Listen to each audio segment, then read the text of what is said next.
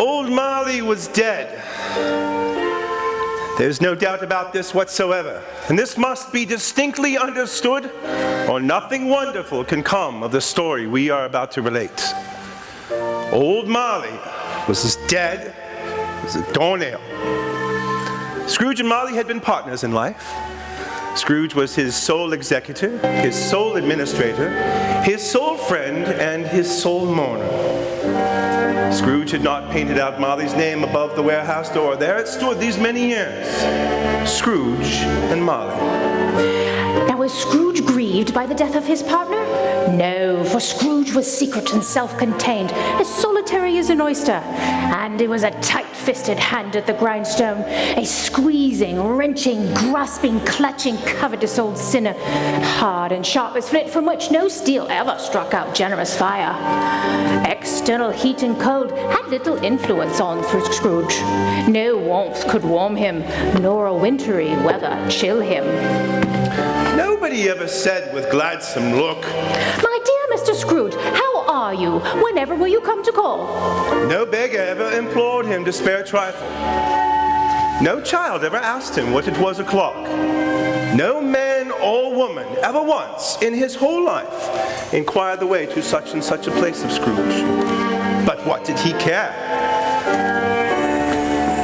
It was exactly what he liked, to edge his way along the crowded paths of life, warning all human existence to keep its distance. Scrooge's name was good upon the lands in exchange for anything he put his hand to. But it was enough for Scrooge that people would say of him, as he had said of Jacob Marley, "He was a good man, business." And so, once upon a time, in all the good days of the year, 'twas Christmas Eve, and old Scrooge sat busy in his counting house.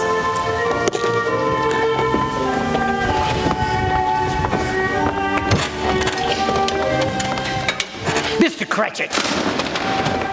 Yes, Mr. Scrooge? What, pray tell, Mr. Cratchit, are you doing? Stoking the fire, Mr. Scrooge. It is almost out, and it's rather cold out today, sir. Mr. Cratchit, it is well known that a body occupied with vigorous work produces its own heat and does not need the burning of expensive coal for which I have paid. Therefore, sir, if you find you do not have enough work to keep you warm, perhaps I no longer need your services, in which case I think you will find it much colder outside than inside. Now get back to your work. Yes, sir. Merry Christmas, Bob Cratchit.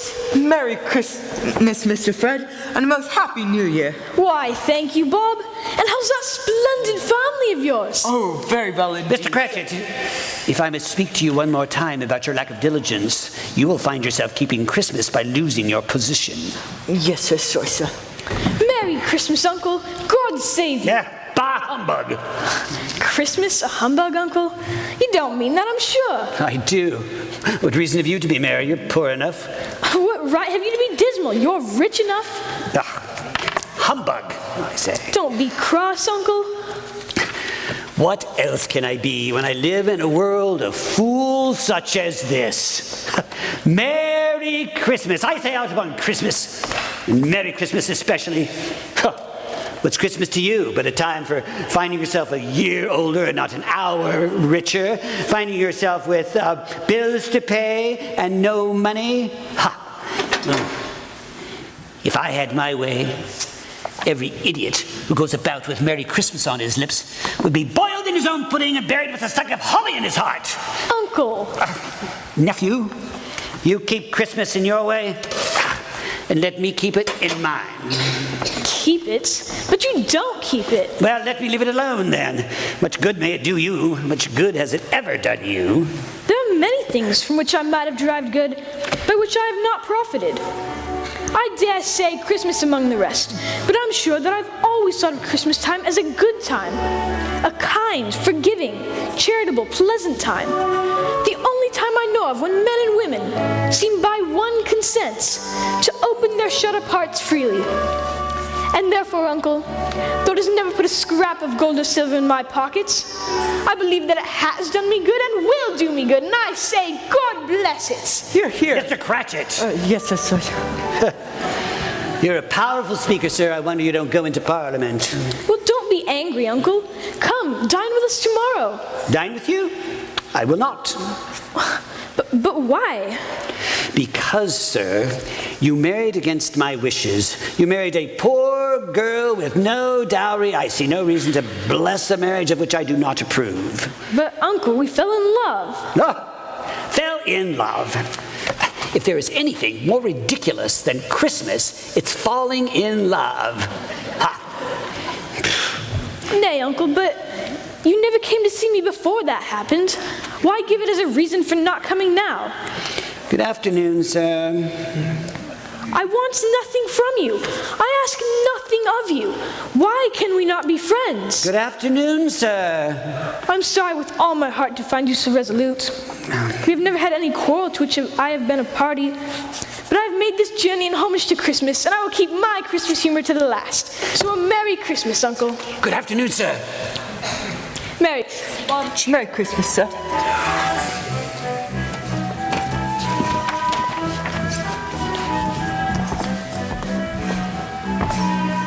Scrooge and Marley's, I believe. Have I the pleasure of addressing Mr. Scrooge or Mr. Marley? Mr. Marley has been dead these 7 years. He died 7 years ago this very night. My most humble condolences, sir. This is a place of business. If you have some, please conduct it. If not, please leave. Yes, of course. At this festive season of year, Mr. Scrooge, it is more than highly desirable that we should make some slight provision for the poor and destitute, who suffer greatly at this present time. Many thousands are in want of common comforts. Hundreds of thousands are in want of common necessities, sir. Oh, are there no prisons? Plenty of prisons. Oh, and the workhouses, are they in full operation? They are. Still, I wish I could say they were not. Ah, and the poor law and the treadmills are all in full vigor then? Both very busy, sir. Good. I was afraid from what you had told me that something had occurred to keep them from their useful function. I'm glad to hear it.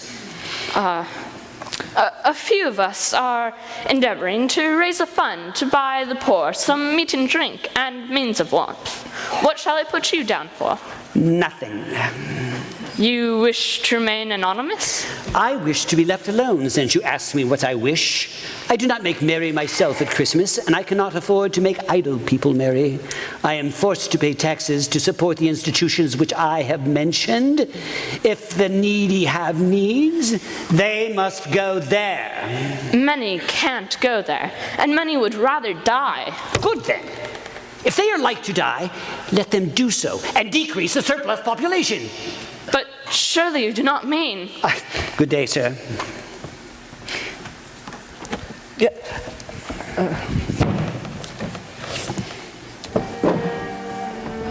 Mr. Scrooge, What? about tomorrow, sir. It's Christmas Day, sir. Yes. I suppose you shall want the whole day. If it's quite convenient, sir. No, it is not convenient, and it is not fair. If I was to stop you half a crown for it, you'd think yourself ill-used, but you don't think me ill-used when I pay a whole day's wages for no work. Well, I suppose you must have the whole day. And it's a poor excuse for picking a man's pocket every December the 25th. So, come here all the earlier the next day. Yes, sir.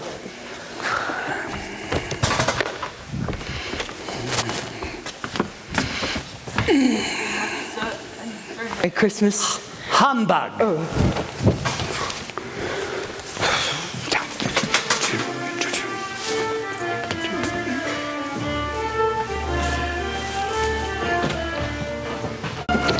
Scrooge took his usual melancholy dinner in the usual melancholy tavern, and as always, he ate alone and unnoticed in a city full of people.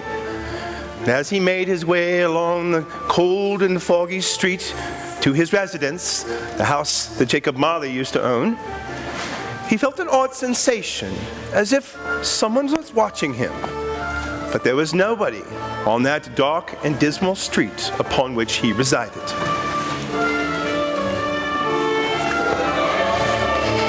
What? Who is it? Who is it? Come out, I say! Show yourself! Show yourself, I shall call the constable! I'll have you clapped in prison! But there was no answer, and there was nobody on the street, just a cold and bitter wind that blew down the lane. So as Scrooge made his way to his home, a little bit more rapidly than was normal, he made his way and he put his key into the lock. Now there was nothing particular about the knocker on the door except that it's very large, and he's seen it night and day, every day that he had lived there.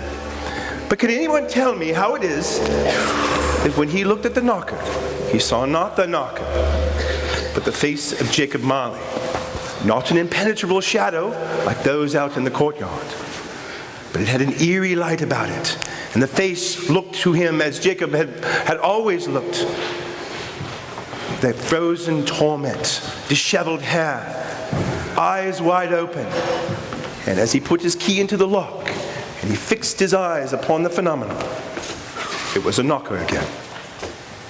Scrooge, who most certainly did not possess a vivid imagination, found himself greatly disturbed and hurried inside. Once inside his gloomy rooms, he closed the door and locked himself in. Double-locked himself in, which was not his custom.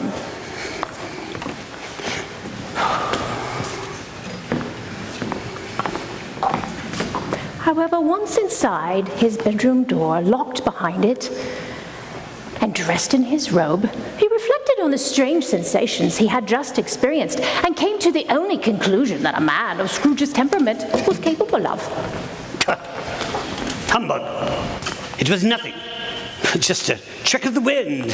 Humbug.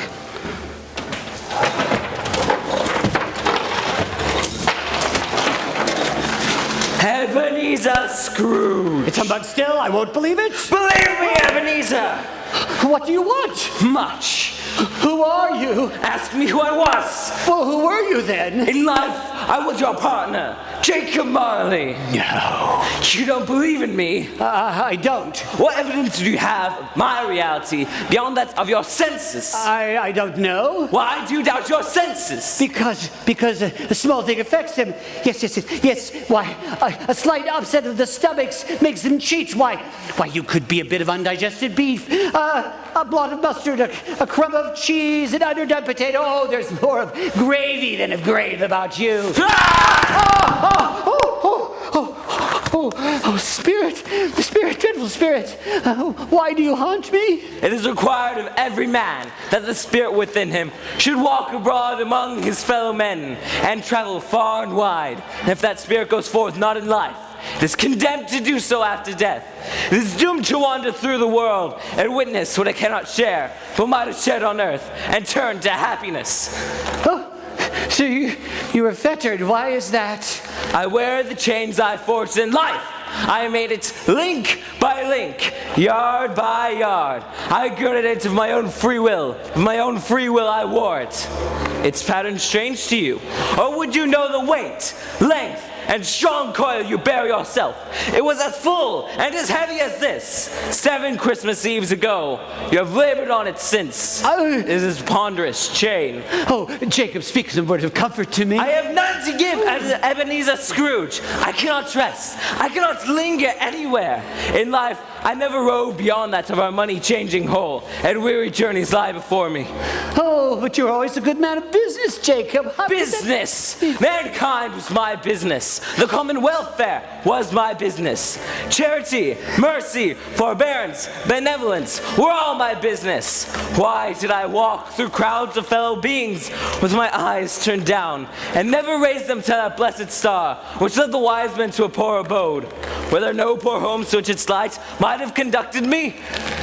Hear me. My time is nearly gone. I'm here tonight to warn you of a chance of yet escaping my fate. Oh, you were always a good friend to me, Jacob. You'll be haunted by 3 spirits. Oh, is that the chance of the did you think of? It is. Must I have them? Expect the first tomorrow when the bell tolls 1. Oh, can't I have them all at once and get it over with? Expect the second when the bell tolls 2. Expect the third when the bell tolls 3. Ah!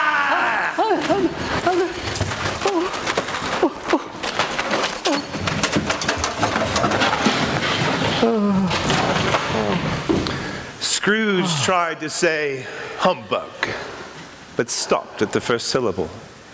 And being from the emotion that he had undergone, or from the fatigues of the day, he fell asleep upon the instant.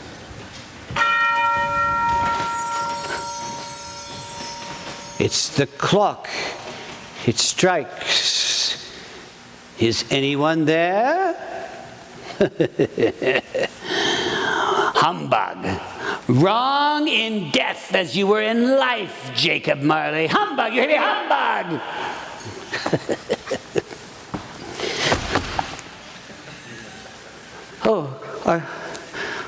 Are you the first of the spirits whose coming was foretold to me? I am. Oh, who and what are you? I am the ghost of Christmas past. Long past? No, your past. Oh, what would you have with me, spirit?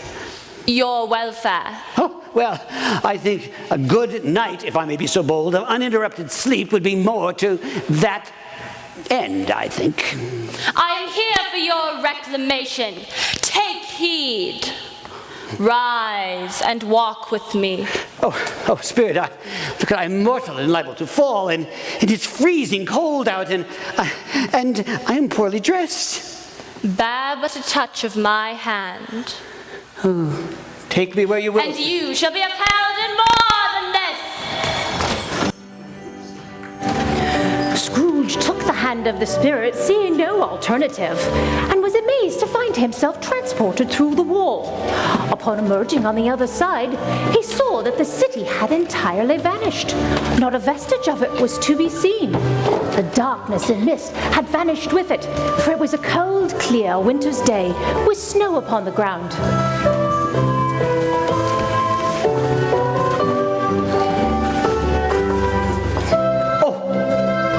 This place? Why, I was bred here. I was a boy here. Do you recollect the way? Remember if I could walk it blindfolded. Oh, look. It's my old school. These are but shadows of the things that have been. They have no consciousness of us. The school is not quite deserted. A solitary child, neglected by his friends, is left there still. Yes, I know. Do you recognize this child, Ebenezer Scrooge? Yes, it's I. Why are you left here alone? Well, it must be the Christmas holidays, and the other boys have gone home to be with their families. Not you? No, my father, I stayed at school. How sad to be all alone on Christmas Day. No. I never felt alone. Do you see how I read? Yes. You see, in these books I found my solace. Why,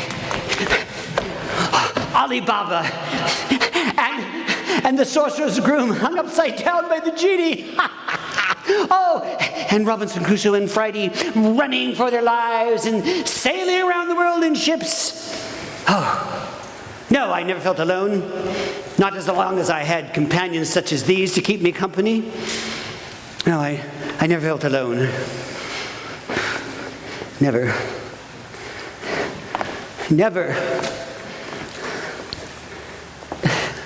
Oh, you poor boy. Let us see another Christmas.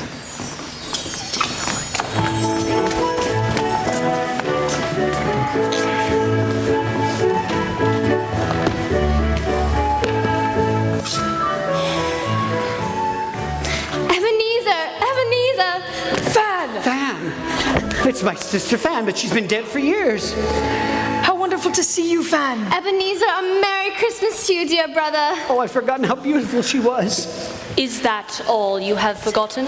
Dear Ebenezer, I have the most wonderful Christmas present for you. Why, Fan, just seeing you is present enough. Well, I hope you shall feel the same way after seeing me every day. What? That is your Christmas present, dear brother. I've come to bring you home, Ebenezer, to bring you home. Home, Fan? Yes, home for good and all, home forever and ever. Father is so much kinder than he used to be. He spoke to me so gently one night while I was going to bed that I was not afraid to ask him once more if he might come home. And he said, yes, you should. And he sent me in a coach to bring you. And you're to be a man and are never to come here again. But first, we're to be together all the Christmas long and have the merriest time in the world. Thank you, Fan. You are quite a woman. You have no idea how much this means to me. Or you to me, brother. And I swear we shall never be separated again, as long as we both shall live. Quickly then, let us leave this dreary place. If I am forced to spend one more minute within these walls, I shall surely expire. Oh, what a Merry Christmas, Fan. And the happiest New Year ever. Fan. Always a delicate creature, whom a breath might have withered, but she had a large heart. That's very true, Spirit. I'll not gainsay you. She died a woman, and had, as I recall, children. One child. True, your nephew, Fred. Yes. Well, I am sure that Fan, wherever she is, must be comforted with the knowledge that her son has someone to look after him as she looked after you. Come, we have another Christmas to visit.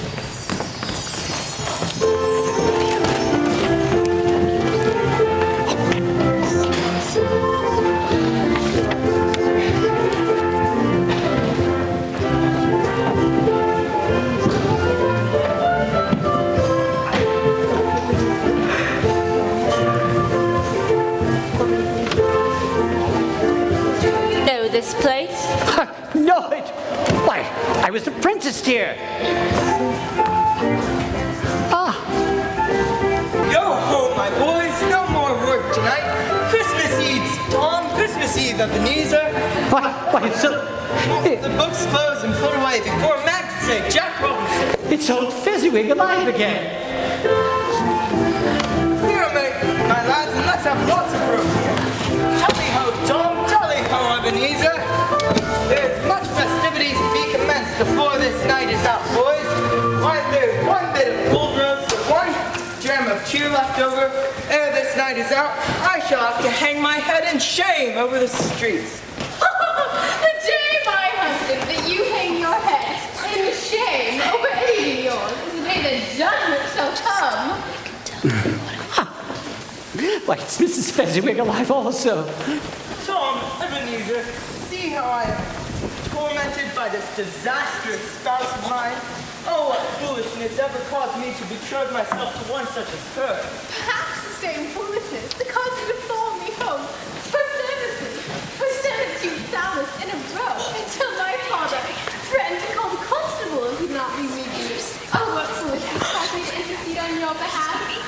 Being as you are hopelessly spent and in love with me, you have but little choice, my dear. I had many choices, and most of them had a much more pleasing appearance than you, sir. However, we have no time for such nonsense. See here, our guests have arrived.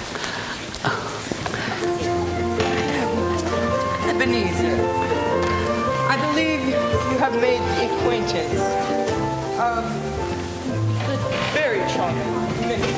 Indeed, I have had that very great pleasure. You look most especially breathtaking tonight, Miss Wilson. Why, thank you very much, Mr. Scrooge. You're most kind to say so. You two people must excuse me. This wife of mine is too tempting a catch to left unattended among so many eligible bachelors. I think my employer has most sound advice. Do you not, Miss Wilson? Indeed I do, Mr. Scrooge. In fact, I found myself thinking greatly upon such matters in recent days. And have you come to any conclusions? Most assuredly, I have. Belle, I have no money. I have nothing to offer you. I hope one day to make a success, but as yet, I am a poor man. Which is all very well, Ebenezer, for I'm a poor woman, and yet together, I believe, we shall be blessed with many riches that cannot be found in any bank or counting house. Come, you two. Plenty of time for planning and scheming on other days. You have your whole life in front of you, I dare say. But tonight, you must join the company and make merry. Christmas is but once a year. Mrs. Fezziwig, if you do not come and dance with me upon the instant, I shall find one of these charming young ladies to take your place. Oh, man, the only place these ladies can take you so great. Why do you stop? Sweetie, you should sit down. You should sit down. Come, everybody. Let's dance.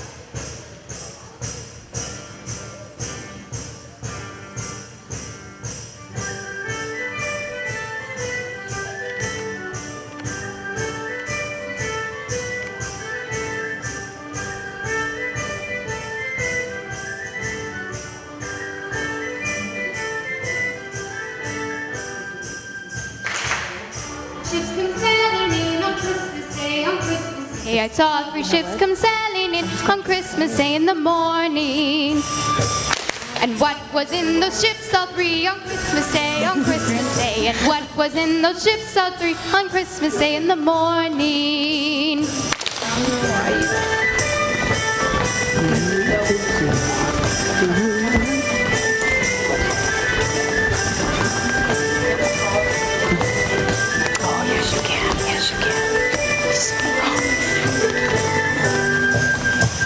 Our Savior Christ and His Lady on Christmas Day, on Christmas Day. Our Savior Christ and His Lady on Christmas Day in the morning. Pray where they sailed those ships, all 3 on Christmas Day, on Christmas Day. Pray where they sailed those ships, all 3 on Christmas Day in the morning.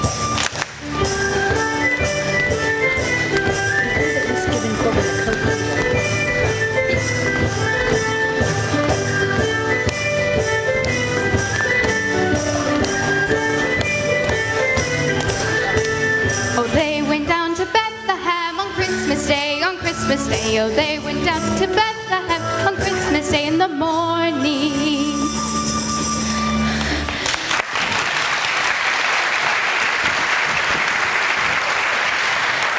Fezziwig, what an old fool. Oh, Spirit, whatever caused you to say such a thing? Why, Fezziwig was one of the finest men I ever knew. Perhaps the greatest man I ever knew. He was like a father to me. Did you see him? Dancing like a monkey, spending a very few pounds of your mortal money. 3 or 4 pounds at most. Is that so much that he deserves this praise? Oh, Spirit, it wasn't that. It's not that.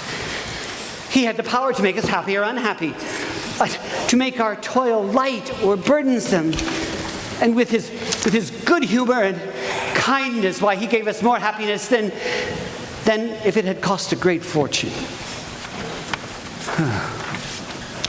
What is the matter? Nothing. Something, I think. Oh, no. I just would like to say a few words to my clerk, that's all. It's nothing. My time grows short. Look and see. Do you remember this Christmas Day, Ebenezer Scrooge? This is absurd. No, Spirit. I do not want to see this scene. You must take me away. I do not want to see this. You're being ridiculous. It matters little. To you, very little. Another idol has displaced me. And if it can cheer and comfort you in time to come, as I would have tried to do, I have no just cause to grieve. What idol has displaced you? A golden one. Is this the even dealing of the world, then? There is nothing on which it is so hard as poverty, and there is nothing that it professes with such severity as the pursuit of wealth. You fear the world too much. I have seen your nobler aspirations fall off one by one. Now, only gain engrosses you. Is this not true? What then? Even if I have grown so much wiser, what then? I am not changed towards you. Am I? Our contract is an old one. It was made when we were both poor and content to be so. You changed. When it was made, you were another man. I was a boy. Your own feeling tells you that you are not what you are. I am that which promised happiness when we are one heart, is now fraught with misery now that we are two. How often and how keenly I have thought of this, I will not say. It is enough that I have thought of it and can release you. Have I ever sought release? In words, no, never. In what then? In a changed nature, in an altered spirit. Tell me, if this had never been between us, would you seek me out and try to win me now? A dowerless girl? You think not? I release you. With a full heart for the love of him you once were. You may have pain in this. A very, very brief time and you will dismiss the recollection of it gladly as an unprofitable dream from which it happened, well that you awoke. May you be happy in the life you've chosen. Stop her, you fool! Stop her!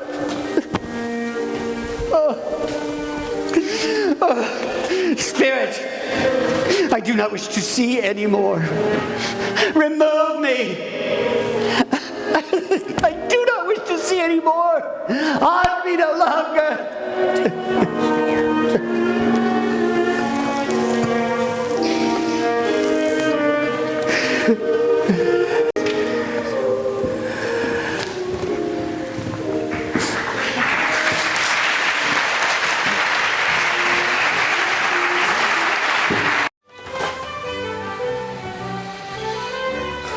Scrooge was surprised to find himself in his bedroom with no sign of the spirit in sight.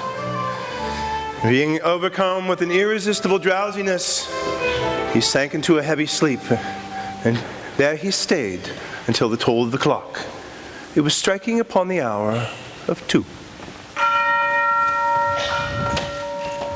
Ebenezer Scrooge! Come and know me better, man. I am the ghost of Christmas present. Look upon me. Have you ever seen the likes of me before? Never.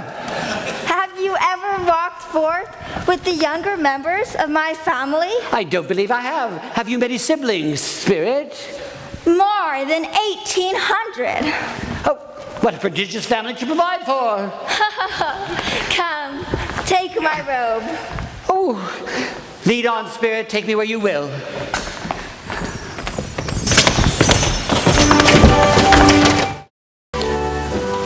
Spirit, where is this? Don't you know? It is the house of your clerk, Bob Cratchit. Come, let us enter. Oh, no, Spirit, no. I am poorly dressed and I received no invitation. We will enter. Have no fear. As with my fellow spirits, they shall neither see nor hear you. Oh.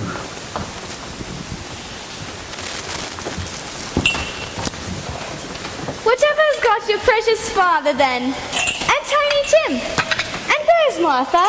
I do hope she won't be late for Christmas dinner. Here's Martha, Mother. Merry Christmas, Mother. Merry Christmas, Peter. I have something for you. Oh, yes. Merry Christmas, Martha. Mother was getting quite worried about you. Whatever did keep you, my dear? We had a deal of work to finish up last night and to put away this morning. Where are Father and Tiny Tim? Here they come now, Martha. Quick, hide, Martha, hide. Hello, all. Merry Christmas. I suppose you all thought we'd been swallowed up in some mysterious place. Why? Where's Martha? She surely must be here by now. She's not coming. What? Not coming on Christmas Day? Why ever not? It can't be helped. She's got too much work to finish. But it won't be a true Christmas without Martha, Father. You must do something, please. Don't worry, Tim. Martha! I would have missed Christmas with you for the world. Martha! Merry Christmas, Tim. Merry Christmas, Father. Merry Christmas, my dear. What a horrid trick to play on me, and on Christmas Day yet. Tim. You knew, didn't you? I have seen this quite. And how did little tiny Tim behave in church? As good as gold and better. Somehow he gets thoughtful sitting by himself so much. He thinks the strangest things you ever heard. He told me coming home from church that he hoped the people saw him because he was a cripple, that it might be pleasant to them to remember upon Christmas Day who made lame beggars walk and blind men see. And so shall our Tim be healed as well, my dear. Each day he is growing stronger and stronger. Yes, of course, Bob. I'm sure he is as well. Well then, if we're all assembled, let us begin this feast. A feast upon which your mother has labored mightiously, and has prepared for us the finest goose, with the finest stuffing, and the finest plum pudding in all of England. And so the Cratchits sat down to their Christmas feast. Now it would not have taken much, I suppose, to notice that the feast and the home in which the feast was being served was cramped and cold, or that the clothes that the family wore, although clean, were shabby and had been mended a few more times than perhaps was advisable.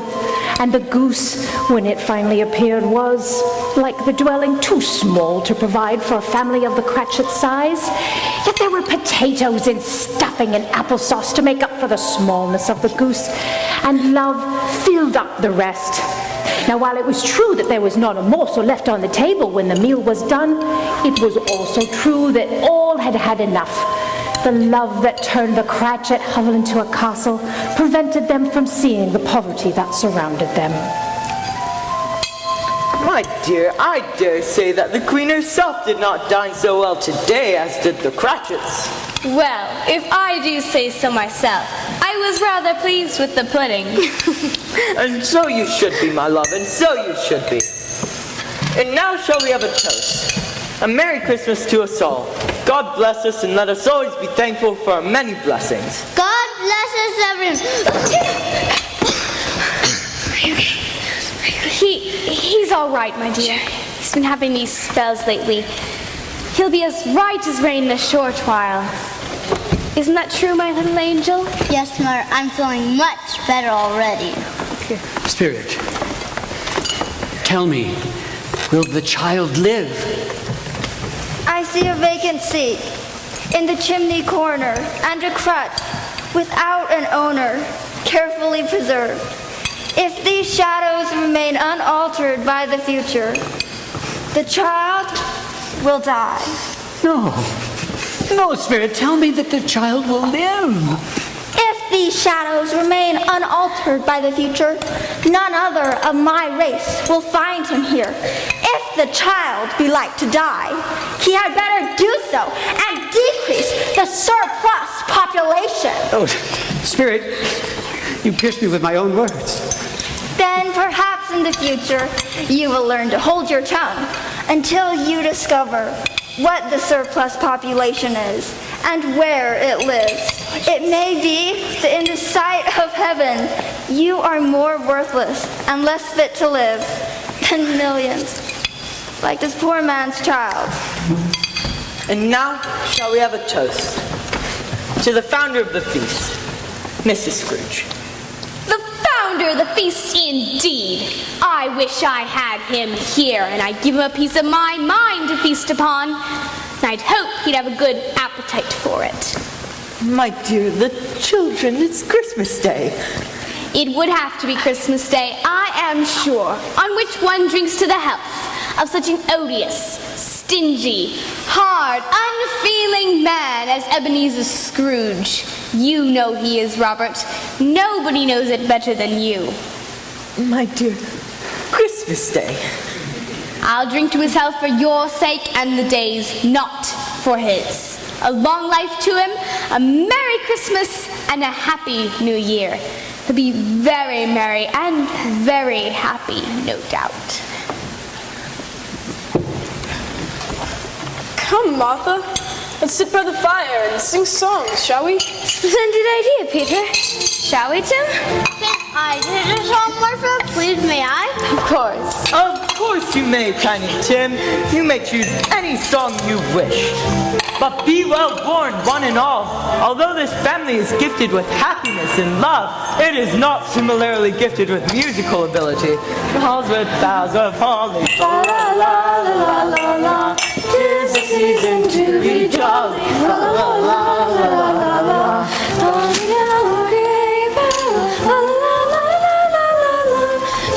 Come, let us leave them in peace. We have other places to journey.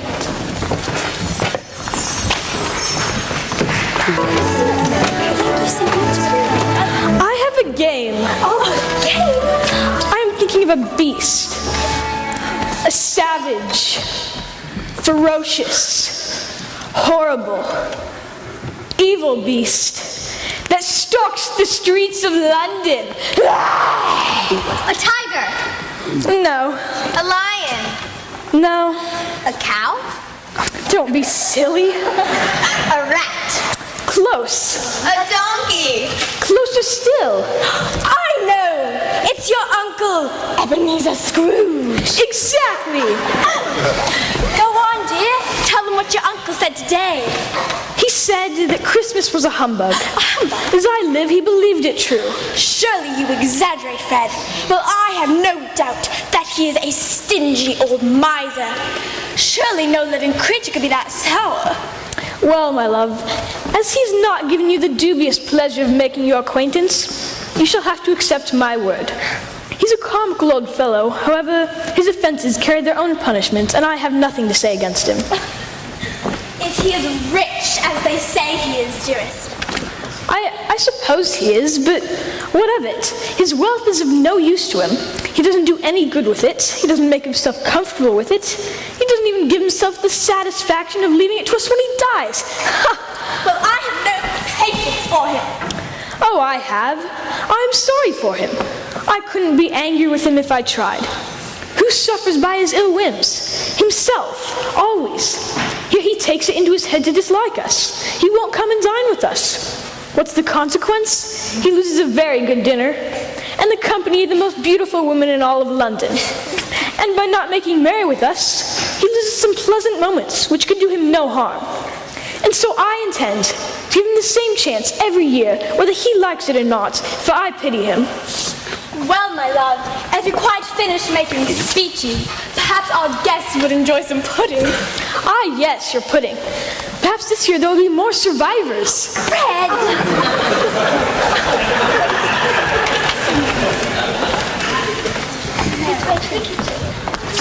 Pity me? A poor man married to a poor woman, and he pities me? But you truly think them to be poor? Well, I am very familiar with my nephew's financial affairs. He has nothing. How odd. I would have made the same observation about you. Me? Well, I'll have you know that I am worth... Your worth is worthless, Ebenezer Scrooge. Our time together is finished. Fare thee well, Ebenezer Scrooge. Fare thee well, Ebenezer Scrooge. Where are you going? I'm not familiar with this part of town. I don't know how to get to my home.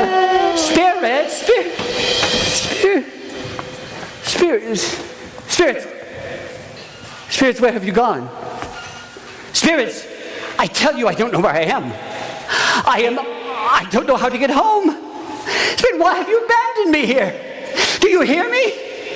Come back and help me. I tell you, I'm all alone. Ebenezer Scrooge, wealthy man of business, envied by everyone who walks down the streets for his wealth, his influence, and his power, finds himself on Christmas Eve forsaken and lost. But he is mistaken in one thing. He's not alone.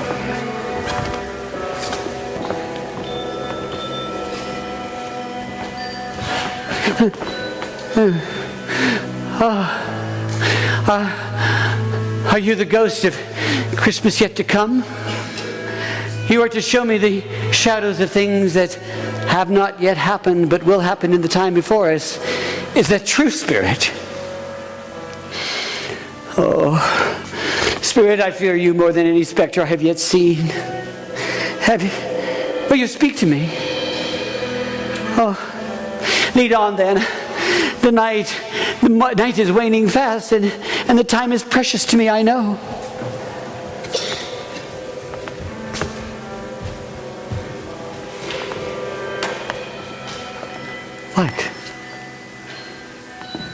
What? Yes, Spirit? Oh, Spirit. I know this place. I know this place, but yet I do. Who?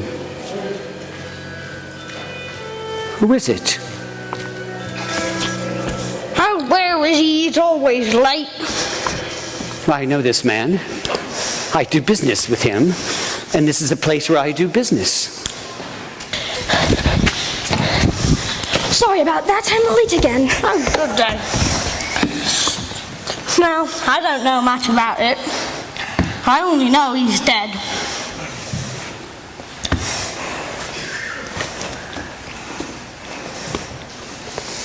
When did he die? Last night, I believe. What's the matter with him? I thought he'd never die. Heavens knows. What has he done with his money? I haven't heard. Left it to his company, most likely. I only know he hasn't left it to me. It's likely to be a very cheap funeral. I can't imagine anyone who will go. I don't mind going if a lunch is provided. However, I must be fed. Spirit, what? I am somewhat confused. What was the purpose of this conversation? And who were those men talking about? And why am I not at my usual table? It is 1:30. I am always at my table at this time. Oh, Spirit, this is a vile part of the city. Why have you brought me here? I have nothing to do with this part of the town. Why have you brought me here? Oh. All right then. Let's see what goodies you got. I hope you ain't none too particular about where certain items come from. Now will you, Joe? Every person has a right to take care of themselves, Mrs. Sladich. He always did. That's true enough. Besides, who's the worse for the loss of a few things? Not a dead man, I suppose. No, indeed. If he wanted to keep him after he was dead, the wicked old screw, why wasn't he more natural in his lifetime? If he had been, he would have had somebody to look after him when he was struck with death, instead of lying there, gasping out his last breath, alone by himself. It's the truest word that was ever spoke. It's a judgment on him. What do you call these? Bed curtains? You mean to say that you took these down, rings and all, with them lying there? Yes, I do. And why not? You were born to make your fortune. His blankets? He isn't likely to catch cold without them. Yeah, he didn't die of anything catching, did he? I ain't so fond of his company that I'd loiter about it if he did. Take a look at that shirt there. It's the finest he had, not a mark on it. And to think they would have wasted it without me. What do you mean, wasted it? Buried him in it, of course. I had to pull it right off him. What difference does it make what they stick on him? Not a single soul will come to pay respects. I've a mind they could have buried him stark naked, and no one would have noticed. Now, come on, Joe. How much is your offer? £2, 5 and 6 and not a penny more. I always give too much to the ladies. It's a weakness of mine, and it's how I ruin myself. Spirit, what is the meaning of this? Why have you shown me these filthy criminals? I do not know them. I don't do business with scoundrels such as these. Oh.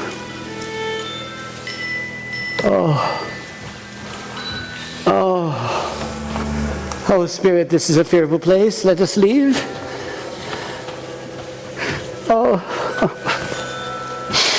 Oh, Spirit. I understand that you want me to read what is written on this stone. Oh, I would if I could, but I cannot. I have not the power. Do you hear me? I have not the power.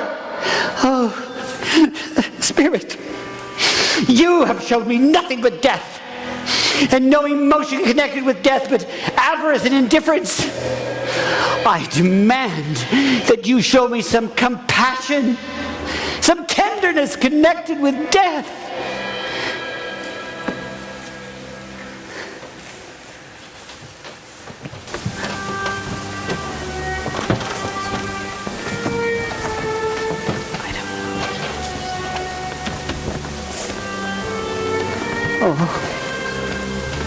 Oh no.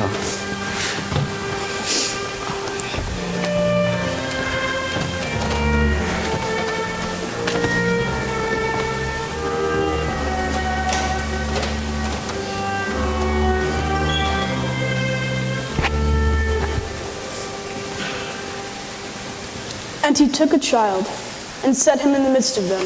And when he had taken him into the arms, The light hurts my eyes. The candle makes them weep. They're better now again.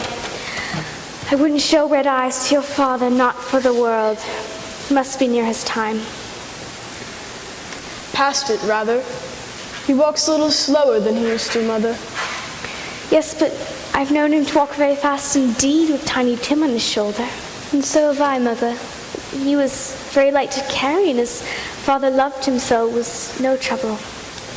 No trouble at all. I'm sorry I'm late, my dears. I took a walk past there today. You went there, Robert? Today? Yes, my dear, I wish you could have gone. It would have done you good to see how green a place it is. But you shall see it often. I promised him I would walk there every Sunday.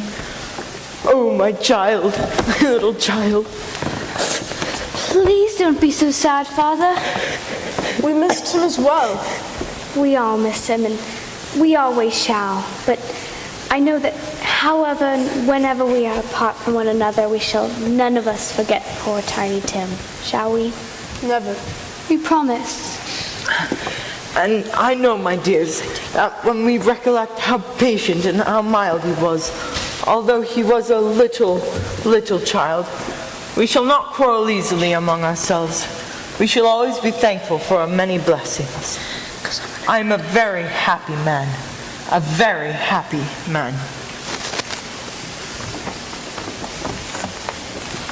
Spirit, I need to see no more. You have shown me everything I asked to see.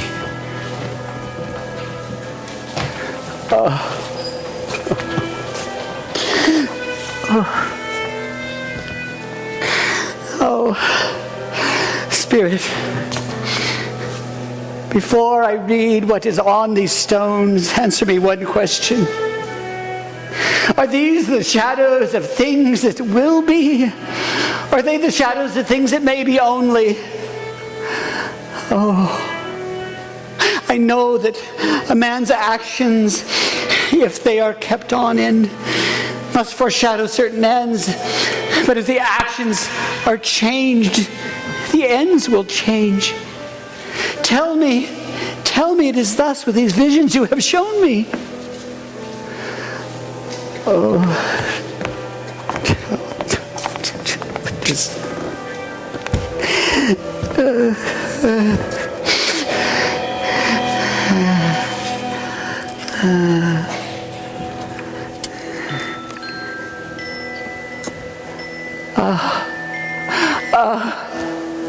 No. No, Spirit! Spirit! I am not the man I was! I am not, I will not be the man that I have been! Oh, Spirit! I know your nature deceits me. I know it pities me. Tell me that I may change these visions by an altered life. Oh, Spirit. I shall honor Christmas in my heart.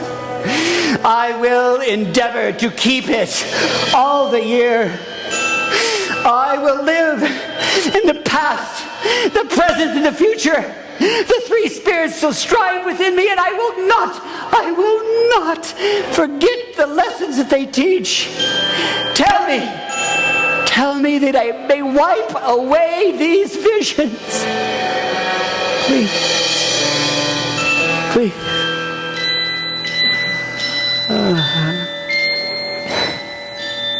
Who? Am I alive?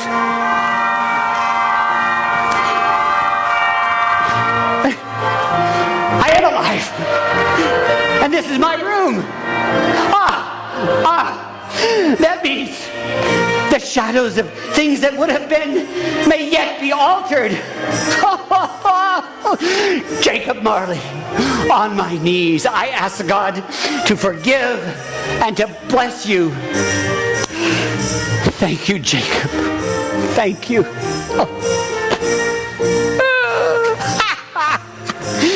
Merry Christmas to everyone, and Happy New Year to the whole world.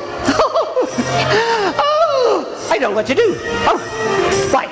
I am as light as a feather. And I'm as merry as a schoolboy. I'm as happy as an angel. But I do not know what day is the day. I don't know how long I've been amongst the spirits. You, boy. What day is it? What day is today? Today? Why is Christmas Day? It's Christmas. I haven't missed it. The spirits have done it all in one night. But of course they did. They can do anything they like. Now, boy. Do you know the butcher shop in the next street on the corner? I should hope so. I've lived there my whole life. What a brilliant boy. What a delightful boy. Well, my good fellow, you know the prize turkey that's hanging in the window? What? The one as big as me? What a brilliant boy. Yes. Go and buy it. You're loony. No. I am in earnest. Go and bring the proprietor back with the bird. Come back with him, and I'll give you a shilling. Come back in less than 5 minutes, and I'll give you half a crown.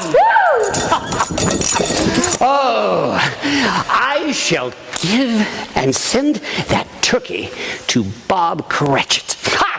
He shan't know who sent it. Oh, no, he won't. Why, it's twice as big as Tiny Tim. They'll have a Christmas feast like they have never had in their entire life. The entire family will be fit beside. Old Scrooge, although not so old as he had once seemed, got dressed quickly, went out into the streets. And as he walked the streets, if truth be told, he saw them for the very first time. But more importantly than that, the people. He saw the people for the very first time in many and many a year.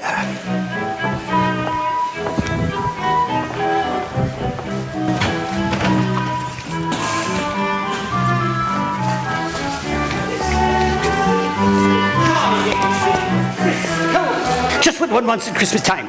Indeed, yes. Merry Christmas to you all. Merry Christmas to you. Oh, Mr. Poole.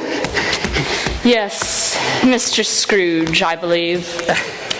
Yes, that is my name, and I'm afraid that it is not a pleasant one to you. Sir, I come to ask your pardon, and wondering if you would do me the honor of accepting a donation of £60. Lord bless me. Are you serious, Mr. Scrooge? Yes, not a farthing less.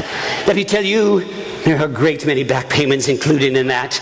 So, you will do me that favor, won't you? I don't know what to say to such a generous and magnificent... Oh, do not need to say anything.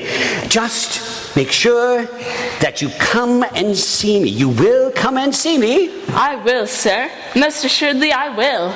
Good then. Thank you. 50 times thank you, and bless you.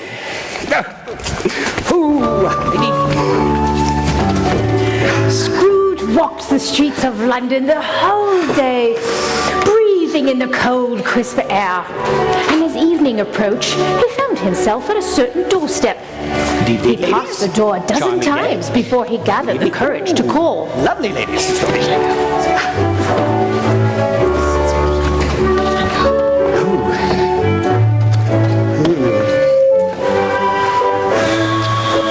Welcome and a Merry Christmas to you, Uncle Ebenezer. May I come in, Fred? What? Yes, of course, Uncle. Please, do come in. Fred, I'm sorry to bother you, but there is something I felt I wanted to say to you. Well, what is it, Uncle Ebenezer? I wanted to say to you, Merry Christmas, Fred! I beg your pardon? No, Fred, I've come to beg yours. Oh, Fred, a Merry Christmas and the happiest of New Year's to you and your family. Ooh, and is your lovely wife at home? Well, yes, she is. I wonder if you would do the honor of introducing me to her. Well, yes, of course, Uncle. Nothing would give me greater pleasure. Darling, could you come here for moments? I have a very great Christmas present for you. Fred, I told you that you have already given me quite enough presents. Oh, hello. My dear, may I present for you my uncle, Ebenezer Scrooge. Uncle Ebenezer, my wife, Amelia. Madam, I hope you will find it in your heart to forgive me for the unforgivable way that I have treated you and my nephew. Uncle. I am sure that my sister Fan, Fred's mother, would be so pleased to know that her son had wed such a gracious and lovely woman as yourself. It would have been her fondest wish. If you will allow me to disagree with you, Uncle, it is my belief that having you here in Fred's home for Christmas would have been her fondest wish. And I thank you from the bottom of my heart for making it come true.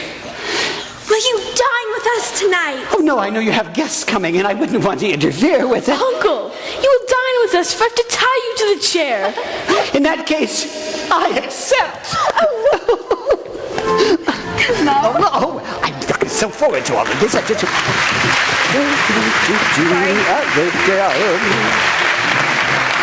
Scrooge was at home in 5 minutes. It was a wonderful dinner, followed by a wonderful party with wonderful guests and wonderful games, and there was complete happiness.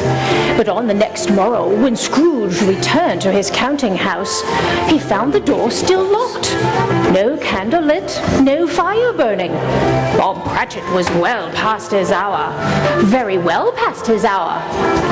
As a matter of fact, when the clock struck out at 9:15 and Bob Cratchit had not yet arrived, it was a very serious matter indeed.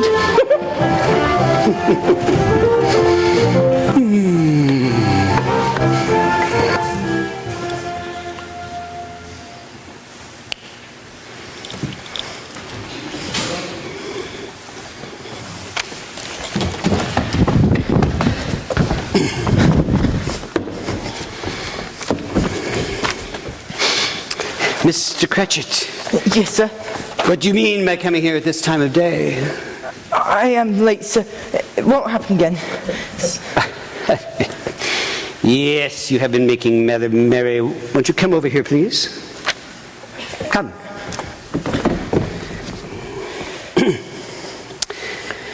Well, sir, let me tell you. I am not going to stand for this sort of thing any longer. And so I am sorry to tell you that as of today, I am going to double your salary. But please, sir, if you'd only just... I beg your pardon, sir.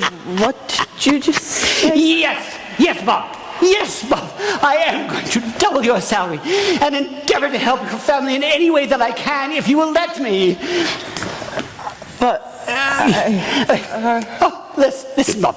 We shall talk over your affairs this very afternoon over a Christmas bowl. Oh, Merry Christmas, and a merrier Christmas than I have ever given you before. Oh, but in the meantime, I think we need a fire in here. Why, this place is freezing. This miserable place. We're lucky we don't have icicles hanging all over it. What say you go out and get a bucket of coal before you dot another I, Bob Cratchit? Yes, sir, right away, sir. Thank you, sir. Thank you. Merry Christmas, Bob.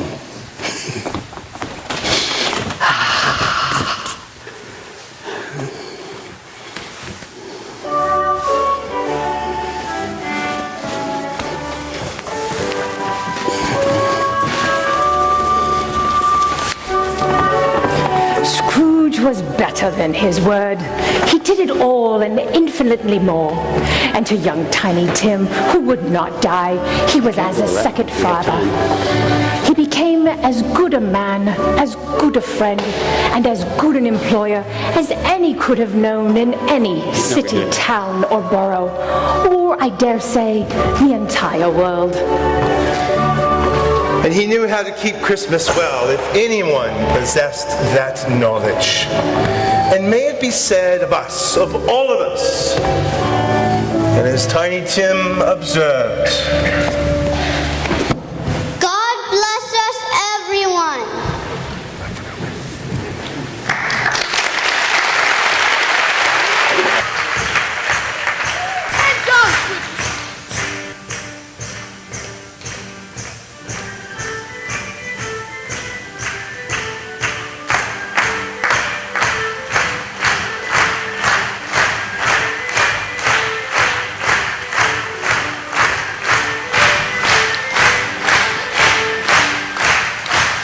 I saw 3 ships come sailing in on Christmas Day, on Christmas Day. I saw 3 ships come sailing in on Christmas Day in the morning. And what was in those ships, all 3 on Christmas Day, on Christmas Day? And what was in those ships, all 3 on Christmas Day in the morning?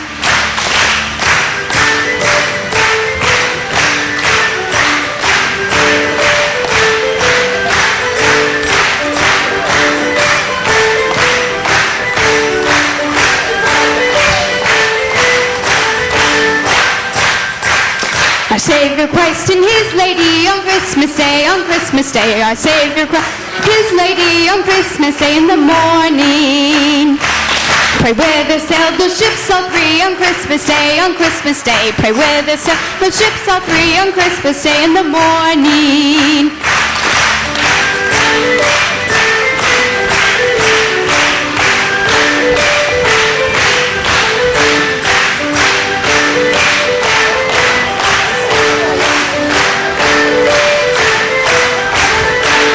Oh, they went down to Bethlehem on Christmas Day, on Christmas Day. They went down to Bethlehem on Christmas Day in the morning.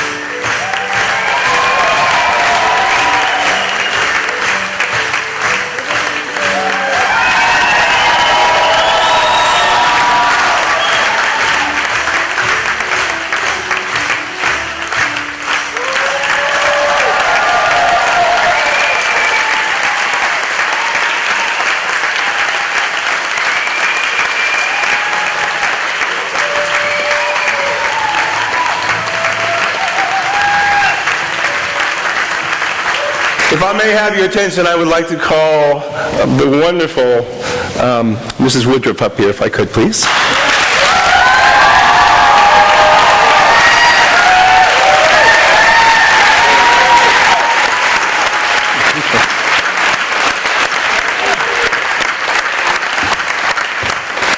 As everyone knows, she's very serious.